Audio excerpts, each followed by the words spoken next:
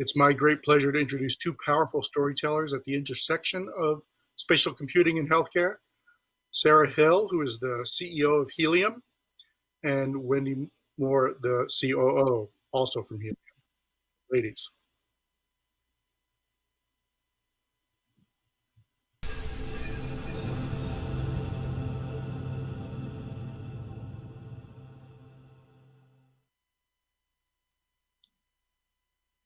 Hi there, I'm Sarah Hill. I'm the CEO of Healium. Joining me as well is Wendy Moore. She's the COO of Healium.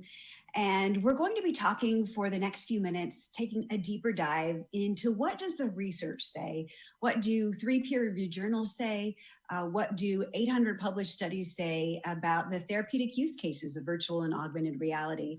And we hope that after leaving this talk, you'll be inspired to go and create some additional experiences yourself that have the ability to help people, because we all know in the wake of COVID-19 and the pandemic that we are all looking for solutions to escape, solutions to quickly downshift our nervous systems. So to start off, we are a young company. We're about 4 years old, a small team of creators, game designers, developers, neurofeedback specialists, sales individuals, marketing individuals, and cinematographers who are all creating experiences with the sole intent to allow people to discover the healing powers inside themselves and the power of their own body's electricity. So Healium is a digiceutical. It's for the self-management of stress and anxiety. And post-pandemic, we know that stress is a $300 billion people and profit killer, causes up to 90% of doctors' visits, especially now in the wake of COVID-19. Calls to suicide hotlines are more than doubling. And 135 people die each day from the opioid epidemic. And these are drugless solutions. Virtual and augmented reality are drugless solutions that have the ability to quickly downshift the nervous system, next slide, and be somewhere else.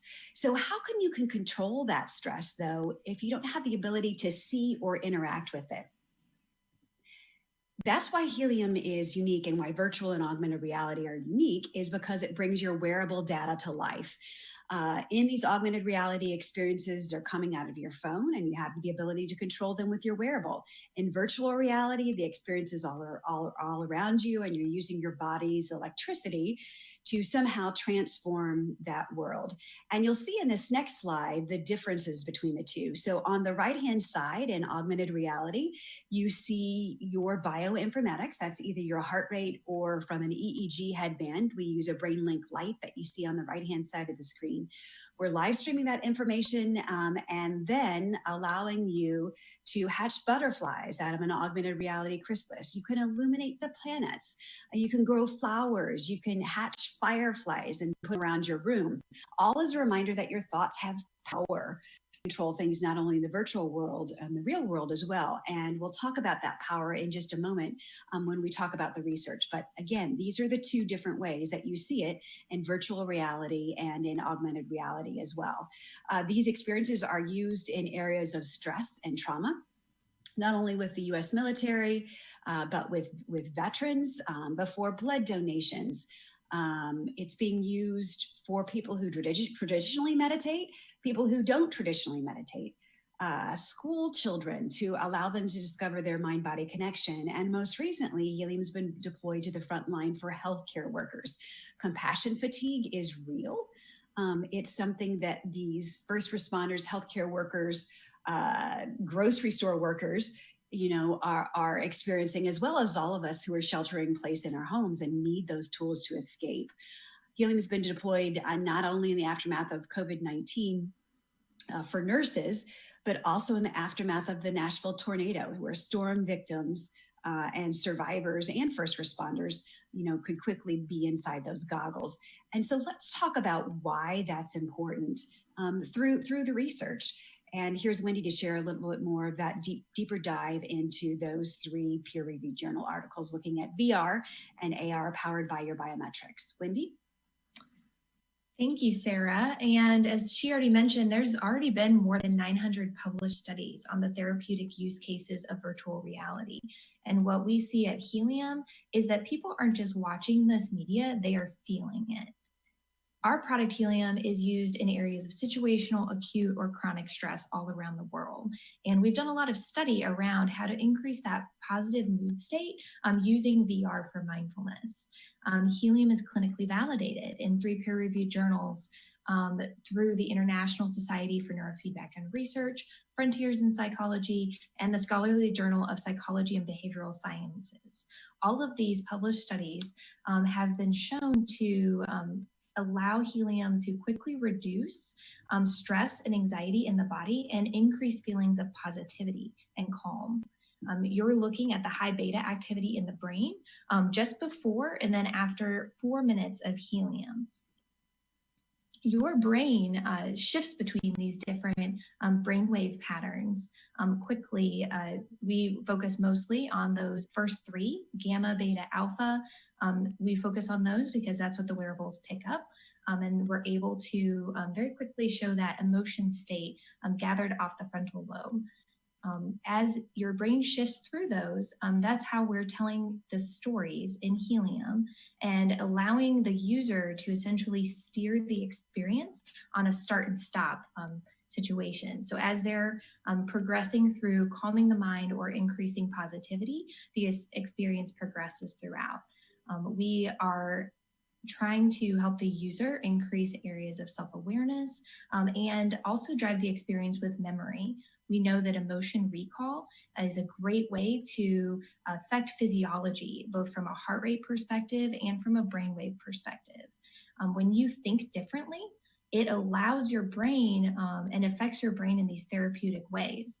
That's the simple premise behind this kind of biometric storytelling. In this study, we broke down the response to Healium by age range and found a very interesting reaction. Primarily, the younger generation is showing the greatest impact from these type of interventions using this type of immersive media. Tension is the most profoundly reduced in the younger population. So you see that age range 15 to 19 is reducing anger, tension, depression, fatigue. So it's a significant reduction in those negative states. And then also increases the positive state, so increases feelings of happiness and calm. We're evoking this positive mood state just by using immersive media. And then when you add story to that, it becomes even more impactful. We know that story is how we learn and story is how we remember. In this study, here we were comparing the use of Healium with and without a brain-computer interface. So we use those brain-computer interfaces, like Sarah mentioned earlier, EEG feedback gathered from consumer wearables. And in this study, the user is self-reporting their mood state using Brunel Mood Survey before and after using the brain-computer interface, and then the actual brain map of the EEG. And what was interesting in this particular study is the user is assuming a very similar positive increase in the first graph, but in the second, we can see that their brainwaves were actually reacting significantly more using brain-computer interface. This is interesting to us. It tells us that something significant is happening when that brain-computer interface is used, and it's something that the user is not necessarily consciously aware of. So we are showing the power of using neurofeedback within VR AR experiences. We're always in research mode and currently have over a dozen clinical trials running in areas across a myriad of applications. These are all different studies focusing on working memory, sleep, insomnia, pain, addiction, among many others. We're excited to get the data from these to be able to show these different applications for the use of AR, VR. Healium is uniquely positioned to be able to serve after this current pandemic, not to mention the existing stress epidemic that was happening before COVID. The unemployment rate, suicide rate that we're seeing in the aftermath of COVID, people are focusing more on their mental health. We're talking about that further. And they are already seeking drugless solutions, both to mental health and to pain. The opioid epidemic is also pervasive. We're also seeing a significant rise in wearables, able to gather both EEG and heart rate, among other biometric indicators. 5G is letting us gather the data from those wearables in live, near real time, and allows us to stream this content, as well as bringing the flat media world to life through spatial computing. So we're excited about all of the progress being made in the technology that's going to allow us to serve even further with Healium and other. This is the team that brought Healium to life. So this is the team that built the world's first VR AR intervention using a brain-computer interface. So we are operating out of the Silicon Prairie in the Midwest, and continuing to build additional immersive media applications. And we would love to hear from you. Check out Healium on tryhealium.com or on your social media platform at HeliumXR. And our contact information is below, and we would welcome any and all questions from you.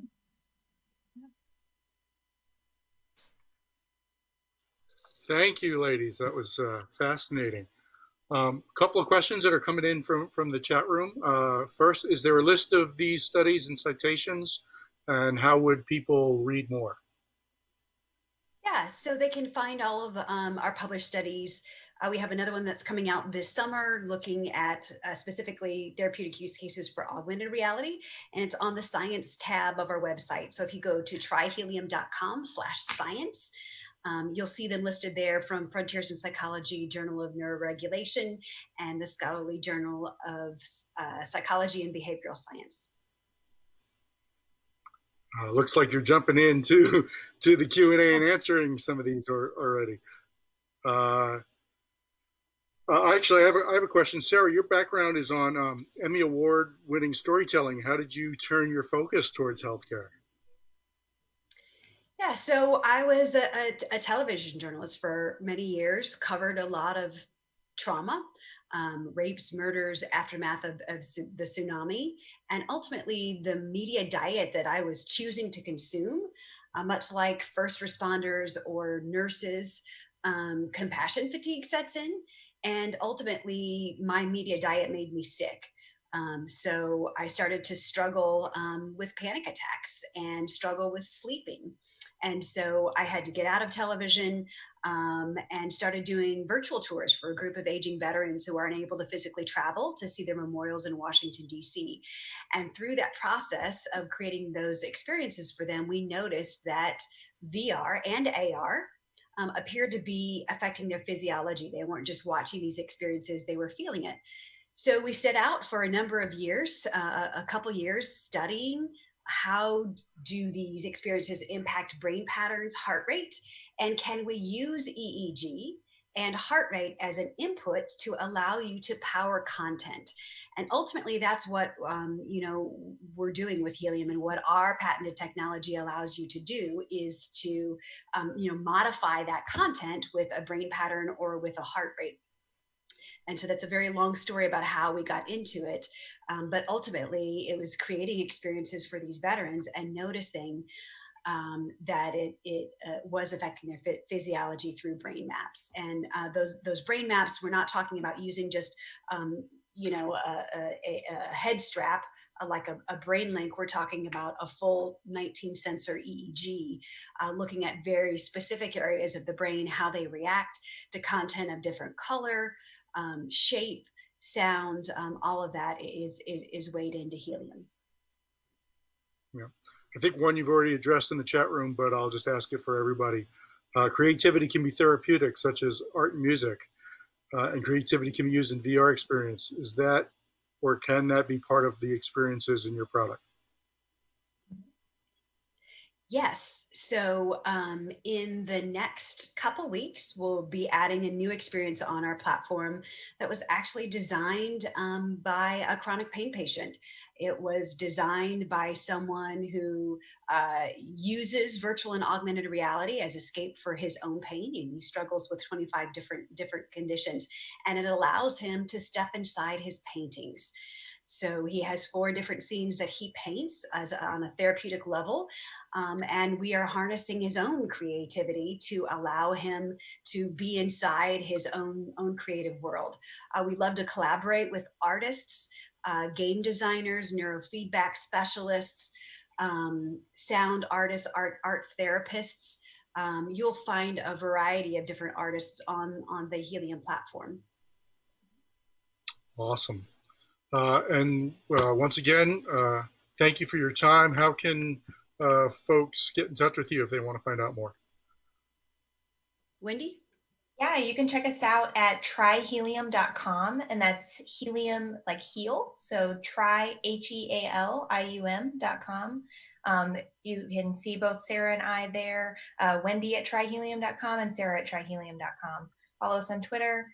We like to push out our new content, and we'd love to hear from you, opportunities to collaborate. Awesome. Thank you so much. Thanks again. Great comments about how great the presentation was. Thank you. Thank you. You're welcome. All right, we're going to take a quick break, a really short one. We'll be back at 3:30 Pacific for our last session of the day and last session for AWE 2020, last speaker session anyway. And I hope you do come back. I promise it's a session that will make you smile. That's a little teaser there. Before we break, again, I'd like to thank our Titanium sponsors, HP, Microsoft, Qualcomm, Unity Technologies, and our gold sponsor, Plug XR. And there is still one VR side event to close the day. Glue is going to host an open house in VR. Encourage you to check that out. And again, these presentations will be available for on-demand download. Thank you, and I hope to see you after the break.